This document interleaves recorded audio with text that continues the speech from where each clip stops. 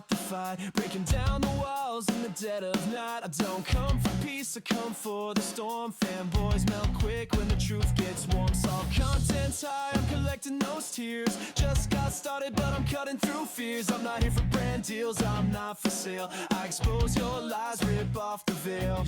What is up, everybody? I've been MIA a few days. I come back, looking at all the stuff that happened. I'm going to speak for most of us when I say we did not miss you very much. Feels like every single day there's a new problem with Switch 2. Well, that's on Nintendo. Maybe if they marketed better, fairly priced things better, was more pro-consumer, maybe they wouldn't be getting so much hate. But you do realize that you brought some of that negativity upon them when you sat there, overhyped Donkey Kong Bonanza. We all thought at first that you got a review copy or something, but no, you were overhyping a freaking demo. So some of this negativity is on you. We got the screen ghosting issue. Like, did Nintendo actually ruin the system before it even started? They got the worst display ever. It's 10 times worse than... Okay, I don't know about all that, but I will sit there and say, when I played my cousins, I didn't experience that ghosting issue. So whoever does experience it, I feel bad for you. This computer monitor. We got the Mario Kart World issue where they're making it even worse for online play and people don't want the intermission tracks. Which again, that was Nintendo's fault. Nintendo screwed up. Maybe they need to do what the people want them to do. It feels like every moment possible, there's something very negative about Switch 2. Oh, Bill Hill, please don't sit there and criticize my favorite console. Get over it. And look, I'm not here to even dive into the depth of is the screen ghosting. I mean, why would we think you actually would? You only want to overhype this system. It would not surprise me if you're getting commissions off of certain things. Is the Mario Kart World lobby situation need to be improved? It does. Of course it does. Nobody wanted that to begin with, so what's the big deal? Why are you making this video? Is it because you're getting bored and don't have a whole lot of content to do? I'm here more to say that I think we're kind of missing the point. And I feel like for whatever reason, maybe it's the state of the world around us causing stress and negativity. No, it is not. It's called criticism. Criticism is a good thing. If you ignore all the negative stuff about Nintendo, then they're not going to get any better and they're going to keep doing it. Maybe it's the fact that things are getting more expensive and wages aren't going up, so it's harder to buy. Oh yes, things are getting so much more expensive, but at the same time, Nintendo was still the most profitable it's ever been under all that inflation.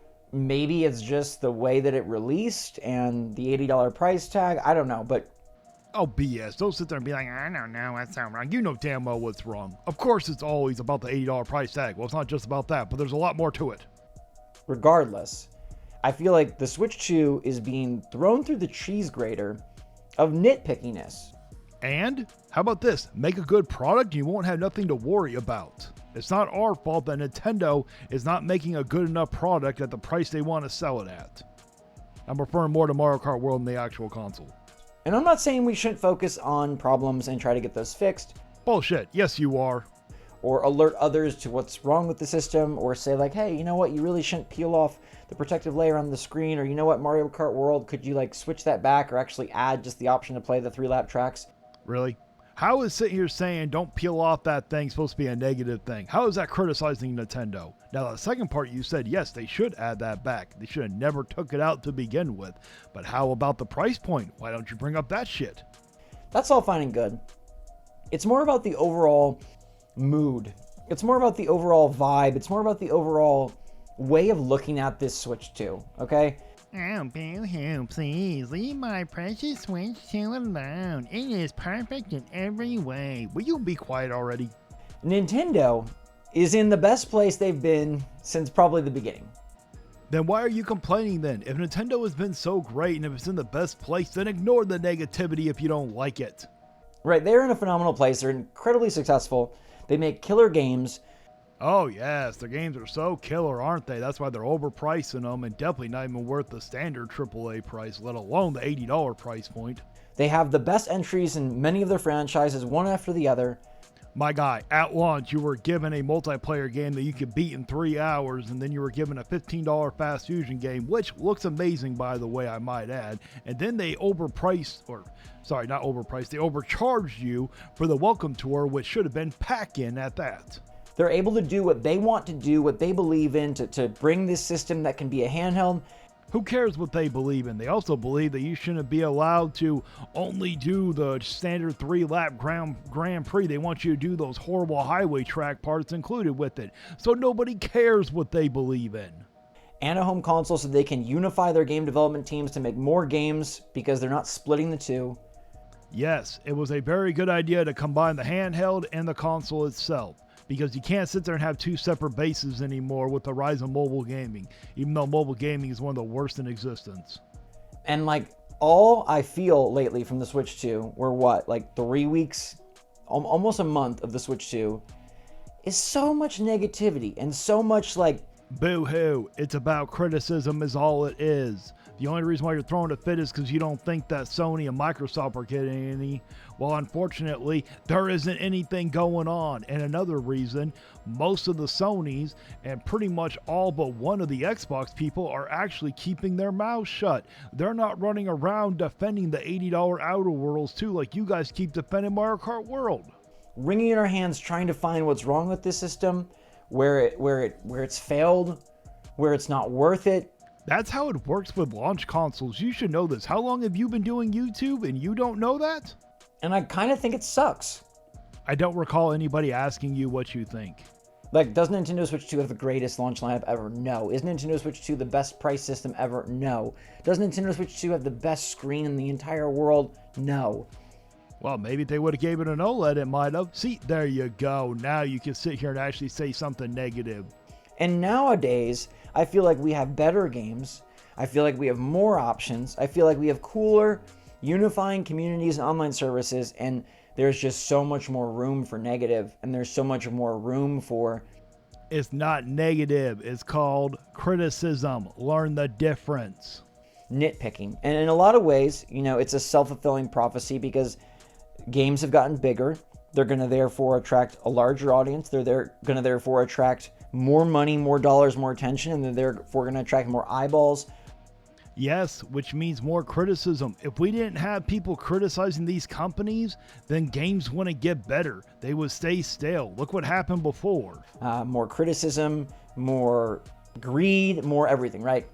Yes, and unfortunately, Nintendo is leading the way. So part of it is the industry's fault.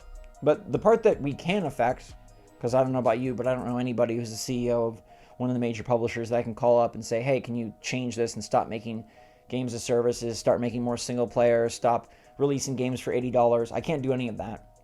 Yes, you can. You have a following. You are an influencer.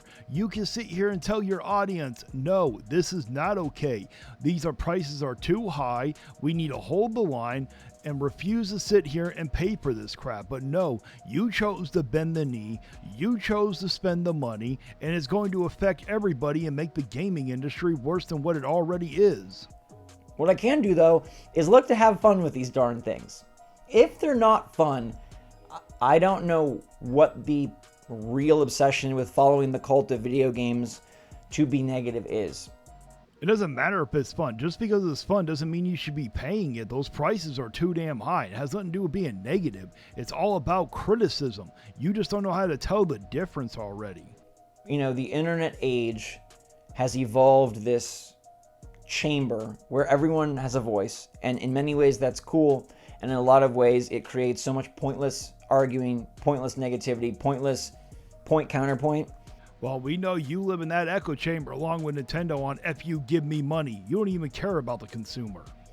And it's like, unless the screen is busting, unless your game is breaking, unless you're miserable playing the game, getting like a migraine and you can't see it. Well, the game is breaking. Your wallet, at least. Why are we freaking out about the quality of the ghosting, of the screen, of the computer? Like, was it a problem 2 weeks ago? It wasn't. For some people, it was obviously. Oh, you know what? I'm done. I can't keep doing this. I am done with this guy for now. He is literally trying to do damage control. He's trying to act like, oh, it's okay to have some criticism, and then at the same time sit there and be like, nah, me, my Nintendo Switch, No, I'm done. You guys can go watch the original video. So let's read off the members of the channel. We got Jay Wesby65, Brian Payne, Oh No It's Justin, Watari, Shade Milkman, MadFox94, Maximilian Pegasus 88, and Koros Objective. Thank you so much for becoming members of the crew. And if you truly enjoy this content, why don't you think about becoming a member? It's only $1 a month. You get special kind of badges, you get special kind of emotes, and at the end of all my videos, I will sit here and shout out all my members until it becomes too long, and then it'll be turned into a credit roll. So that's going to be it for my reaction. Let me know down in the comments if you agree with me or not. Please like, share, and subscribe. And until next time, stay vigilant. You can cry in the comments, but you won't survive. Like and subscribe if you feel that vibe. We're